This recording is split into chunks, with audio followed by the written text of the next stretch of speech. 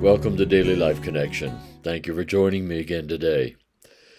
Today, I want to look at God as the Death Defier. God, the Death Defier. The Orthodox Church has a wonderful hymn that they sing on Easter Sunday. And what they sing is this: Christ has risen from the dead, trampling down death by death, and on those in the tombs bestowing life. God, the Death Defier. It's interesting, in Hebrews chapter 2,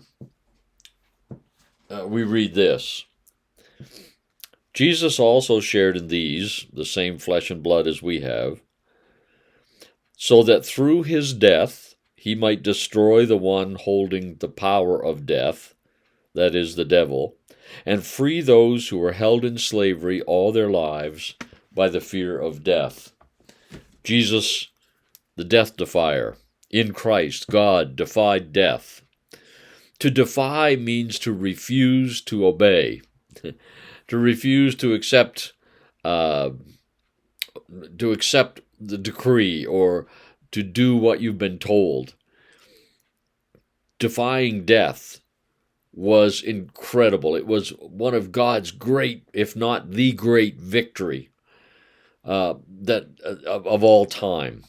God, the Death Defier. We get foreshadowing of it in Jesus' life and ministry. In Jairus' daughter, she's dead.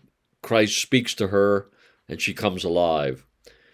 The widow's son, the widow of Nain, remember, he meets the funeral procession coming out, and he stops and speaks to the dead man, and he rises again. Lazarus, of course, Jesus shouts, "Come forth," and Lazarus hears his voice and comes forth. Jesus said it in John chapter 5. "Truly I tell you, the hour is coming and is now here, when the dead will hear the voice of the Son of God, and those who hear will live." Verse 28. Don't be astonished, for the hour is coming when all who are in their graves will hear his voice and will come out. Jesus, the Death Defier. We see these foreshadowings of when Jesus speaks, his voice raises the dead. Then we see Jesus confronting death itself by dying. I mean, is that a daring, defying death? Like, the enemy brought death in Genesis through sin. The enemy brought death to humanity. All people die in him, or die in Adam. As in Adam all have died, so in Christ all will come alive. So death was the final victory. And Jesus just defies that. He just gets right in death's face and dies himself in order to destroy death.